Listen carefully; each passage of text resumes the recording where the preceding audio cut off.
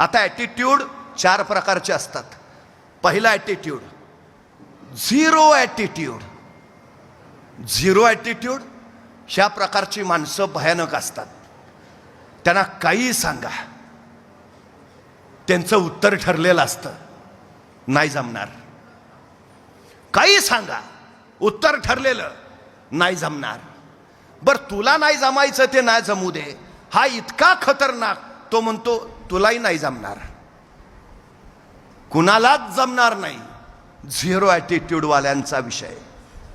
मी कायम सांगतो, एखाद्या गावाचा विकास करायचा असेल, समाजाचा विकास करायचा असेल, 4 गोष्टी फार महत्त्वाच्या. पहिली गोष्ट, ज्याच्याकडे पैसा आहे त्याने पैसा द्यावा, ज्याच्याकडे वेळ आहे त्याने वेळ द्यावा. तिसरी गोष्ट, ज्याच्याकडे कष्ट आहे त्याने कष्ट द्यावे. आणि चौथी गोष्ट, ज्याच्याकडे या तिन्हीपैकी काहीच नाही त्याने किमान गप्प राहावे. अडचण पहिल्या तिघांची नसते, वळवळ ज्याच्याकडे काय नाही त्याची जास्त. चळवळ मोडीत काढायला कायम पुढे. झिरो ॲटिट्यूड, मला जमणार नाही, तुलाही जमणार नाही. दुसरा प्रकार ॲटिट्यूडचा लोअर ॲटिट्यूड.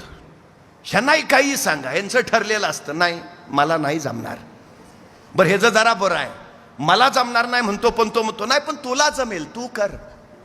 म्हणजे एखाद्याला म्हटलं ना, चल ना जरा पैसा बिसा कमवू, ऑडी मर्सिडीज घेऊ, बिंदास्तपणे फिरू, तो म्हणतो नाही मला नाही जमणार, पण तू घे ऑडी, मी बसेन तुझ्या गाडीत, मी नाही, तू कर. लोअर. तिसरा प्रकार आहे average attitude.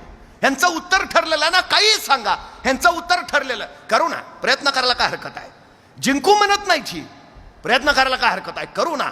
Lower average attitude. आणि याच्यातला शेवटचा जो टप्पा आहे तो आहे चॅम्पियन्स ॲटिट्यूड. चॅम्पियन्स, ज्यांच्या शब्दकोशात इम्पॉसिबल हा शब्दच नाही, त्यांना काही सांगा, आय कॅन, मी करेन.